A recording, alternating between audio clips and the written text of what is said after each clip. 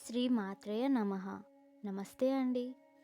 ఈ వీడియో మీకు ఈ సమయంలో కనిపించినట్లయితే మీరు చాలా అదృష్టవంతులు. ధనుర్మాసంలో గోదాదేవి కథ వినడం ఎంతో పుణ్యాన్ని కలిగిస్తుంది. స్వచ్ఛమైన ఈ ప్రేమకు నిదర్శనం అయిన ఈ కథను ప్రతి ఒక్కరూ తెలుసుకోవాల్సిన అవసరం ఎంతో ఉంది. అసలు గోదాదేవి అంటే ఎవరు? ధనుర్మాసంలో గోదాదేవి ప్రత్యేకత ఏంటి? ఈ విషయాలన్నీ ఈ వీడియోలో తెలుసుకుందాం. మన ఛానల్లో ప్రతిరోజు ఇలాంటి భక్తి సమాచారం రిలీజ్ చేస్తున్నాం. కావున దయచేసి మన ఛానల్ని సబ్స్క్రైబ్ చేసుకొని సపోర్ట్ చేయండి. అలానే ఈ వీడియోకి లైక్ చేసి ఈ వీడియోను చూస్తూ మీరు ఎలా అయితే జ్ఞానం పొందారో అదే విధంగా ఈ వీడియోని ఒక 10 మందికి షేర్ చేసి ఆ 10 మందికి జ్ఞానం పుణ్యాన్ని మీరు కూడా మూట కట్టుకోండి. మన సనాతన ధర్మం గురించి, మన గుడులు, గోపురాలు, సంప్రదాయాలు వీటన్నిటి గురించి అందరికీ తెలియజేద్దాం. గోదాదేవి అసలు కథ ఇక ప్రారంభం. గోదాదేవి కథ తమిళనాడులో ప్రారంభమైంది. తమిళనాడులోని శ్రీ విల్లిపుత్తూరులో విష్ణుచిత్తుడు అనే భక్తుడు ఉండేవాడు. శ్రీ విల్లిపుత్తూరులోనే శ్రీకృష్ణుడు మర్రి ఆకు మీద తేలియాడుతూ లోకాన్ని రక్షించాడని నమ్మకం. అందుకే ఇక్కడ ఆలయంలోనే ప్రధాన దైవం ఆ చిన్ని కృష్ణుడే. విష్ణుచిత్తుడు నిత్యం ఆ కృష్ణునికి పుష్పమాలలనే అర్పిస్తూ ఉండేవాడు. విష్ణుచిత్తుడు అసలు పేరు భట్టనాథుడు. నిరంతరం ఆయన చిత్తం విష్ణుమూర్తి మీదే ఉండేది కాబట్టి ఆ బిరుదు దక్కింది. ఆయనను విష్ణు భక్తులైన ఆళ్వారులో ఒకరిలా ఎంచి ఆయనకు పెరి ఆళ్వారు అంటే పెద్ద ఆళ్వారు అన్న గౌరవాన్ని కూడా అందించారు. అలాంటి పెరి ఆళ్వారు ఒకసారి తులసి మొక్కల కోసం పాదులు తీస్తుండగా ఒక పాప కనిపించింది. ఆమెను సాక్షాత్తు భగవంతుని ప్రసాదంగా భావించి ఆమెను పెంచుకోసాగాడు. విష్ణుచిత్తుడు ఆమెకు కోదై అంటే పూలమాల అన్న పేరుతో గారాబంగా పెంచసాగాడు. ఆ పేరే క్రమంగా గోదాగా మారింది. అన్న పేరు గోదాగా మారి ఆ పేరు కాస్త గోదాదేవిగా మారింది. గోదాదేవి చిన్నప్పటి నుండి ఆ శ్రీకృష్ణుడి లీలలను వింటూ ఆడుతూ పాడుతూ పెరిగింది. యుక్త వయసు రాగానే గోదాదేవికి ఆ శ్రీకృష్ణుడి పైన ఉన్న అపర భక్తి కాస్త ప్రేమగా మారిపోయింది. గోదాదేవి కళ్ళు మూసినా తెరిచినా ఆ నల్లని వాడే కనిపించేవాడు. గోదాదేవికి ఆ చిన్ని కృష్ణుడి పైన ప్రేమ అమాంతం పెరిగిపోయింది.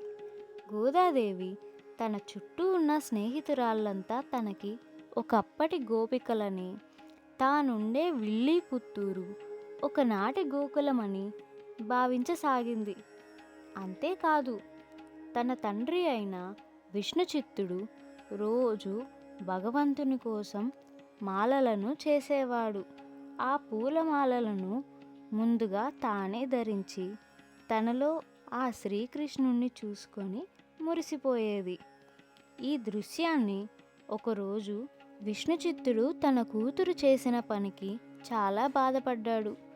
తన కూతురు చేసిన పని వల్ల ఇన్నాళ్ళు ఆ దేవదేవుని పట్ల అపచారం జరిగిందని విష్ణుచిత్తుడు చాలా బాధపడ్డాడు.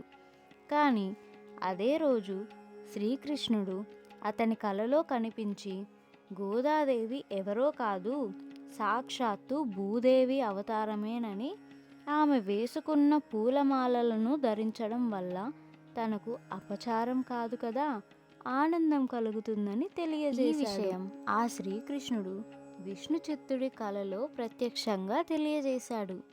ఈ సంఘటన గోదాదేవి మనసులో కృష్ణ ప్రేమ మరింత పెంచింది.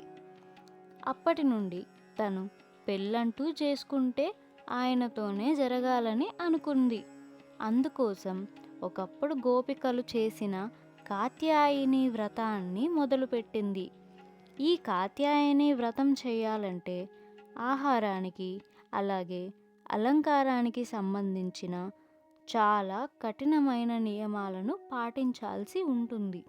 ఈ నియమాలన్నిటికీ తాను సిద్ధమే అని గోదాదేవి తాను వ్రతాన్ని పాటించడమే కాకుండా తన చుట్టూ ఉన్న చెలికత్తెలను కూడా ప్రోత్సహించింది. ఇక వారందరూ ఈ నియమాలను పాటించాల్సి ఉంటుంది.